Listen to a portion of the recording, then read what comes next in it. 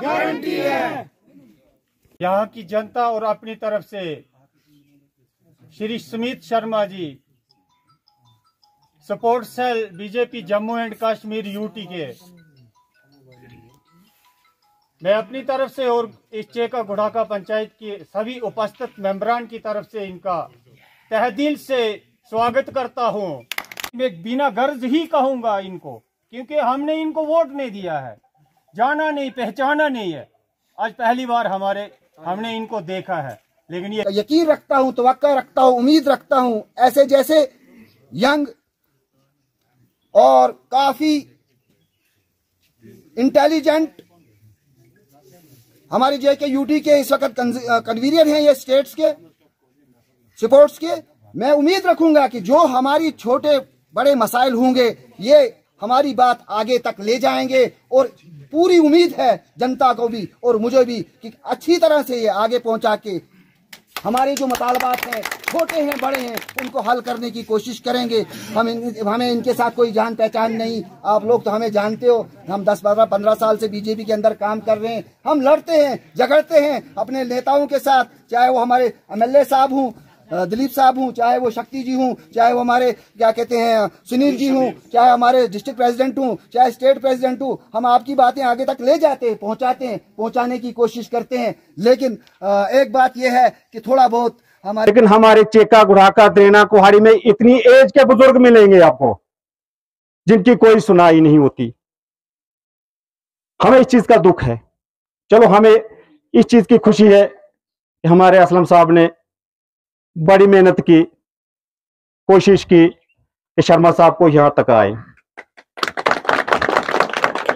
तो इसी के साथ शर्मा साहब के लिए एक बार जोरदार तालियों से इनका स्वागत करें। हमारे सिख कम्युनिटी से बड़े भाई साहब, नाम तो नहीं जानता, इनके लिए भी जोरदार तालियों से इनका स्वागत करें। तो सर, आपके सामने यही चीज बोलूंगा कि सर, नहीं होती हमारी सुनाई। जब इलेक्शन होता है तो बच्चे एकजुट होकर, ये चीज नहीं कि कन्वर्ट हो जाते, ऐसा कुछ नहीं है। जिसके लिए एक बुजुर्ग बोलेगा उसको वोट करना, वो उसी को वोट मिलता है।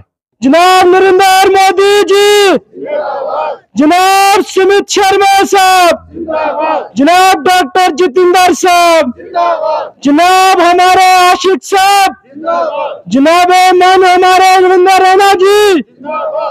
तो मैं अब यही है मेरी रिक्वेस्ट, मैं शर्मा साहब को यही कहता हूं कि शर्मा साहब हमारे पास इस वक्त आए, इन्होंने देखा कि हम कितने मजबूर हैं। हमें ये नायब सरपंच साहब ने भी अभी बात रखी थी कि हमारी कोई यहाँ सुनाई नहीं देती है, क्योंकि जहां भी जाओ देखो बोलते हैं ना कि बीजेपी काम नहीं कर रही है। देखो पूरे जेडके में जो रोड का जाल बिछाया हुआ है, लेकिन मैं ये कहता हूं क्या हमारी गुड़ाका अवाम भी तो एक देखने के लिए है कि इनके लिए रोड है या नहीं। तो मैं और दूसरा ये बात करूंगा कि शर्मा साहब इस वक्त हमारे पास आए हैं और ये कुछ उम्मीदें लेके हमारे लिए आए होंगे। मुझे खुशखबरी यही है कि शर्मा साहब से सुननी है। दूसरी बात ये जो बोलते हैं कुछ लोग कि जी ये काम नहीं कर रही है भारतीय जनता पार्टी, लेकिन भारतीय जनता पार्टी सबका साथ, सबका विकास, सब अच्छे तरीके से काम कर रहे हैं। दूसरे हमारे जो ये वीडीसी है, वीडीसी देखो ना, वीडीसी के मसले भी कुछ लोग मुझे सुना रहे थे सुबह ही, मैंने बोला कुछ नहीं, मैं शर्मा साहब को ये बताऊंगा भी कि इनके बोल रहे हैं कुछ मसले हल करने, वो भी ये कर देंगे। तो और मैं ज्यादा कुछ नहीं बोलूंगा, मैं इस बात से अपना कीमती वक्त, मुझे गर्ज ये है कि इलाका डेवलपमेंट होना चाहिए। मैं इनका बहुत बहुत शुक्रिया अदा करता हूं कि इन्होंने इस वक्त इस फरवरी महीने में इन्होंने हमारे दर्शन के लिए जम्मू से सुबह 8 बजे निकले हैं। क्या क्या मुसीबतें और मुशक्कतें इनको उठानी पड़ी, लेकिन ये होना भी चाहिए था। क्यों होना चाहिए था कि कारकर्दगी जो हुकूमत की होती है वो सामने अपनी आंखों से देखा गया। ये सर्टिफिकेट इन्होंने देख लिया डेवलपमेंट के बारे में, और ज्यादा न बोलते हुए मेरे मसले जो हैं, मुझे पूरी भरपूर उम्मीद है कि शर्मा साहब हमारी दिल की गहराइयों से भी ज्यादा ये हमारे शुक्रिया भी अदा कर रहे हैं कि हमने इनको दावत से लाया है, लेकिन जो प्रोग्राम में यहां करना चाहता था या असलम जी करना चाहते थे, लेकिन हम लोगों की खसलतें वैसी नहीं है। मैं सामने बोलूंगा, तड़फते तो बहुत हैं, आज तक हमारी रोड नहीं बनी है, और उसके बाद जब भी गाड़ी पर चढ़ना है, रोड ब्लैक टॉप कब होगा, रोड ब्लैक टॉप कब होगा, लेकिन 2 कदम अंदर से देने के लिए तैयार नहीं है कोई। इस वक्त प्राइमरी स्कूल चेका में हम हाजिर हैं, लेकिन चेका के लोग सिर्फ 5 या 7, क्या इतना गांव है? लेकिन चलो वो भी ठीक है, हमें जो चाहिए था वो हमें मिल गया है। शुक्रिया स्मिथ साहब का, इन्होंने यहां पर आकर दर्शन दिया इस हमारे आवाम के पास। एक तो ये रोड का ही मसला है, इसको मैं स्मिथ साहब को बताऊंगा ये कब होगा, किस वक्त होगा, कितना अरसा लगेगा। 2011 तो हो गया है, 2024 भी खत्म होने वाला है, अब कब होगा, कितने महीनों में होगा, ये हमें विश्वास दिलाइए, ये काम कब शुरू होने वाला है। नंबर 1। नंबर 2, जो ये JJM की स्कीम चल रही है पानी की हमारी, ये तो बिल्कुल बेकार है, बिल्कुल बेकार है। ऐसे ही लोगों पर लोड डाला जा रहा है। बंगोर नाले में पानी की बिल्कुल कोई भी हालत नहीं है, कोई जरिया नहीं है बंगोर नाले में। उन्हों में आकर 3-3 इंच पाइपें दबाई गई हैं। हम चाहते हैं, ये पहले भी मैंने एडिशनल DC भद्रवा के पास कंप्लेंट की है, हम चाहते हैं जाई नाले से जो स्कीम आ रही है उसमें हर हाउस के लिए कनेक्टिविटी होनी चाहिए।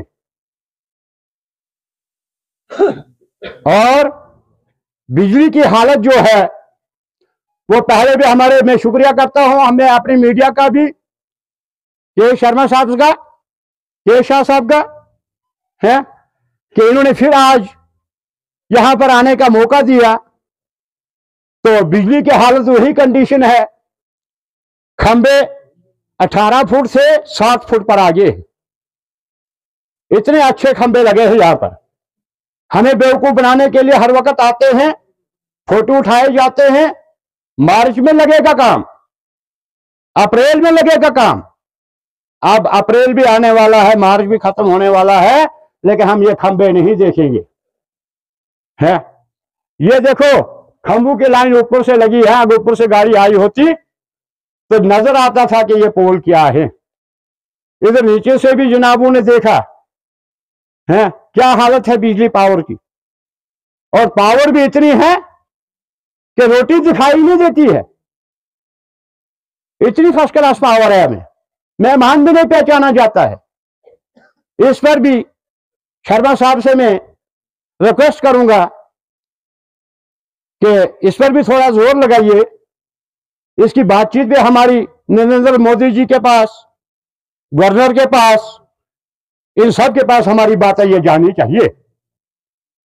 हमने सुना था कहीं भी कि ये काम, ये मीटिंग जो थी ये डायरेक्ट उनके खाते में दर्ज, यहां की मीटिंग तो ऑनलाइन मीटिंग थी ये, लेकिन अब इनके पास जो मसला है, हम इंतजार कर रहे हैं इनका कि अपने मुंह से खुशखबरी क्या देंगे हमें रोड की। पहले तेरा अब रिक्वेस्ट हमारी इनके पास यही है, रोड की ही है, बाकी ये मसले तो यहां हमने ही, जो हमारे नायब सरपंच संजय जी ने बोला कि कुछ मसले VDC के हैं, SPO जो हैं उनका भी मसला है कुछ। अगर यहां पर है कोई VDC वाला, वो भी कुछ बताना चाहता है तो अपने 2 लफ्ज वो भी बता सकता है। इन्हीं बातों से मैं यहां से रुखसत होता हूं। खुदा हाफिज, आदाब, नमस्कार। नरेंद्र मोदी साहब माननीय श्री जेपी नड्डा साहब, अमित शाह साहब, डॉक्टर जितेंद्र सिंह जी, माननीय रविंद्र रैना जी, और यहां पे आई सारी जनता को भी जिंदाबाद। मेरे प्यारे, मेरे बड़े, मेरे बुजुर्ग, मेरे भाई बंधु साथी, इस कड़कती हुई ठंड में जहां आज सारे लोग ये देखते हैं कि दिन खत्म हो गया है और हमें जाके अपने अपने बिस्तर पे जाके आराम करना है, आप लोग यहां पे बैठे हैं इस कड़कती ठंड में, अपना प्यार, अपना स्नेह, अपना आशीर्वाद भारतीय जनता पार्टी को देने के लिए मैं तहे दिल से आप सबका अभिनंदन करता हूं, आपका शुक्रिया करता हूं। हमारे बीच नायब सरपंच जी, संजय जी, और यहां पे आए जितने गणमान्य लोग हैं, उन सब का मैं तहे दिल से स्वागत करता हूं। दोस्तों, आज जब भदरवाह में मैं आया हूं तो मैंने जब भी देखा, सुना, पता चला, और ये सच्चाई भी है, छोटा कश्मीर, लेकिन जब मैं यहां धड़क रहा था, ये डर था कि गाड़ी कैसे चल रही है, हम कैसे यहां तक पहुंच रहे हैं, क्या हम यहां तक पहुंच पाएंगे या नहीं। लेकिन मैं आप लोगों का बहुत बहुत शुक्रिया अदा करता हूं कि इस कठिनाइयों के दौर में भी आप लोग इस रोड पे कैसे सफर करते हैं, और मुझे बहुत शर्मिंदगी से कहना पड़ता है, ऐसे जो यहां पे एडमिनिस्ट्रेशन है कि वो ऐसा कैसे कर सकते हैं, कैसे धरती के छोटे स्वर्ग को ये नरक का रूप दे रहे हैं, जो यहाँ पे इस तरह की रोड को। हम तुम्हारे साथ हैं। भारतीय जनता पार्टी जिंदाबाद, नरेंद्र मोदी जी जिंदाबाद, डॉक्टर जितेंद्र जी जिंदाबाद, सुमित शर्मा साहब जिंदाबाद। भाइयों, जहां आज हमारा देश यशस्वी प्रधानमंत्री श्री नरेंद्र मोदी जी का डंका ना केवल हिंदुस्तान में बल्कि विश्व में भी चलता जा रहा है, हम खुशनसीब हैं कि हम उस पार्टी से जुड़े हैं, वो पार्टी जिसका नेतृत्व एक ऐसे हाथों में है जिसकी सोच केवल एक गली, एक कूचे तक नहीं है। हिंदुस्तान के जब वहां पे नागरिक फंसते थे, इतनी बड़ी लड़ाई को एक दिन के लिए रोक के वापस देश में लाने का कार्य यदि कोई कर पाए हैं तो ये हमारे यशस्वी प्रधानमंत्री श्री नरेंद्र मोदी जी ही कर पाए हैं। किन करके दिखा चुका है, जो आपने भी देखा, जो हमने भी देखा। यही एक ऐसी पार्टी है जिस पार्टी का नाम है भारतीय जनता पार्टी है। हम सब भारतीय हैं, हम सब जनता है, और यह हम सब की पार्टी है। अभी 2-3 दिन पहले दिल्ली में राष्ट्रीय अधिवेशन हुआ। देखो, किसी बूथ में, किसी भी पंचायत में कोई भी व्यक्ति दुख और तकलीफ में ना रहने पाए। और मैं कहना चाहता हूं, ऐसा कुशल नेतृत्व करने वाले यशस्वी प्रधानमंत्री मोदी जी के कथनों के बाद भी यहां ऐसे हालात हो रहे हैं, तो ये बड़े ही आश्चर्य की बात है। भी रखे, और मैं आपको बता दूं, गिले शिकवे आप लोगों ने इसलिए रखे क्योंकि गिले शिकवे भी अपने ही अपनों से करते हैं।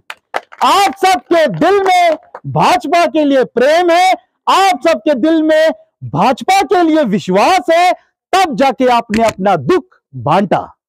और मैंने आपकी सभी बातें नोट की हैं। मैं आपको बताना चाहूं, कोरोना की बात से याद आया तो पहले तो मैं डर गया, घबरा गया कि क्या मैं कर सकता हूं, क्या मेरे अंदर इतनी हिम्मत है, मैं कर पाऊंगा? कहीं ऐसा तो नहीं है कि बीच रास्ते में मेरे कदम डगमगा जाएं? क्योंकि जब हम किसी कदम में एक अच्छा कार्य करते हैं तो मेरे भाइयों बहनों, लोगों का विश्वास और ज्यादा बढ़ता है और बढ़ता है। और हमें वो कहा होगा कि जब भी किसी भी तरह का कोई भी आपके लिए कोई चीज गलत हो रही हो, कोई भ्रष्टाचार कहीं पे चल रहा हो, यही पार्टी है जो उस पे नक्सेल कसती है और इंसाफ जनता को दिलाती है, आप सबको दिलाती है। आपने देखा कितनी भर्तियों में पीछे स्कैमिंग होती थी, कितने लोग पीछे, आपने देखा एक पर्चियों पे अपने पर्सनल बंदे एडजस्ट हो जाते थे, लेकिन वो समय चला गया है। आज हर बच्चा अपनी काबिलियत से आगे आ रहा है। ये इंसाफ मोदी जी की सरकार में ही हो रहा है। और सबसे बड़ी चीज, यही वो पार्टी है जो इलाज भी करना जानती है। इलाज देश के गद्दारों का और उन लोगों का जिन्होंने इस देश को अपनी पर्सनल प्रॉपर्टी समझ के रखा था, चाहे वो कांग्रेस हो, चाहे वो एनसी हो, पीडीपी हो, कोई भी सरकार हो, उन्होंने हमेशा अपने घर भरे। लेकिन आज ये जो जनता यहां बैठी है, जिनकी तकलीफें यहां पे है, इन्हें अगर उन्होंने एक बार भी सुना होता तो यहां आज सुमित शर्मा भारतीय जनता पार्टी का कार्यकर्ता नहीं आया होता, आज उन्हीं का कोई ना कोई यहां पे आया होता। लेकिन उन्हें पता है कि हम किस मुंह से आएंगे, क्योंकि हमारी तो जमीनें ही खिसक चुकी हैं। ये जनता हमें आने नहीं देगी। हमें एक एक सवाल का जवाब इस जनता को देना होगा। दोस्तों, मैं आपको बता दूं, ऊपर वाले के आशीर्वाद से और आप सबके आशीर्वाद से, मैं ये नहीं कहता कि खाली मैंने ही सब कुछ किया हो। जब मैं लग जाती है तो वो घमंड का जो एक चीज है वो बन जाती है। यहां किश्तवाड़ में सरथल देवी रोड था, काफी पुराना रोड है, काफी प्राचीन रोड था। मां 18 भुजा वहां पे साक्षात विराजमान है। और आपने देखा होगा कई लोगों की कुलदेवी भी है वहां पे जब जाते हैं। तो ऐसे ही आपके जैसे ही मेरे भाई बंधु वहां पे जब मुझे उन्होंने पूछा कि यहाँ पे ये रोड का मसला है और बहुत तकलीफ होती है। तकलीफ क्या होती है, हम लोग, हम युवा लोग, आप लोग फिर भी चल जाओगे, लेकिन एक प्रेग्नेंट औरत, एक बुजुर्ग इंसान, एक बीमार इंसान, एक लाचार इंसान कभी इस पथ पे नहीं चल पाएगा। जितना समय उसको चलने में लगेगा, उतने समय तक उससे साथ अनहोनी भी हो सकती है, उतने समय तक वो मौके पे पहुंच जाएगा, उसका इलाज हो जाएगा। लेकिन ये बात जब लोगों ने मुझसे रखी तो मेरा दिल बहुत दुखी हुआ। मैंने उनसे वादा किया, मैंने वादा किया कि मैं आप लोगों के इस रोड के लिए जहां तक जाना हो मैं जाऊंगा, मैं ये रोड बनवा के आपको दूंगा। मैंने कंसल्टिंग डीसी वहां पे माननीय अशोक जी थे, उनसे भी बात की, चीजों को आगे बढ़ाया गया, रुकावटें आई, चीजें चली। किसी भी कार्य को करने में रुकावटें आती हैं। फंड्स की प्रॉब्लम आई। अभी मेरे एक भाई ने, किसी ने एक बात की यहाँ पे कि 5 लाख या 10 लाख देते हैं, तो 5 लाख 10 लाख में तो घर का आजकल बाथरूम भी नहीं बनता है, उसमें क्या रोड बनाएगा कोई। वो 5-10 लाख में सभी जानी जाने क्या हो जाता है। लेकिन कहने का मतलब है, बात वहां तक भी नहीं रुकी। और मेरी पीछे जो थे डॉक्टर अरुण मेहता जी, उनसे मुलाकात की। और मेहता सर से जब मैंने बात की तो मैंने कहा, सर ये सरथल का रोड का मसला है, कुलदेवी है हमारे वहां की, लोगों की आस्था है, बहुत तकलीफ में हैं लोग। और उन्होंने मुझे कहा कि शर्मा जी वहां पे रोड बन रहा है। और मैंने उनको कहा कि सर रोड नहीं बन रहा है, करूंगा तो वह ऊपर वाला देख रहा है, आपकी दुआएं मिलेंगी और सेवा का भाव मेरा और बढ़ेगा। ये असलम जी गए डीसी साहब के पास, मैंने फोन किया कि 10 मिनट में पहुंचो। ये गए, इनका वेट डीसी साहब ने किया, ये मिले, वहां से एक्शन शुरू हुआ। AEE की लेटर आज भी इनके पास पड़ी है। मैंने मौके पे AEE को फोन किया, मैंने शैलेंद्र सर से बात की, मैंने कहा वो रोड अछूता नहीं रहना चाहिए, कभी भी अधूरा नहीं होगा। आप सबके विश्वास पे मैं खरा उतरूंगा और मैं अकेला नहीं, हम सबका प्रयास इसमें होगा। इस सब को चलना है, हम सबको साथ बढ़ना है। मेरे भाई ने मुझे एक ने कहा कि नीचे अगर आप बोले शर्मा साहब तो हम छलांग भी मार देंगे। और दूसरे नंबर पे ये भारतीय जनता पार्टी जिंदाबाद, श्री नरेंद्र मोदी जी जिंदाबाद। इसी के साथ मैं अपनी वाणी को, क्योंकि मौसम भी बिगड़ने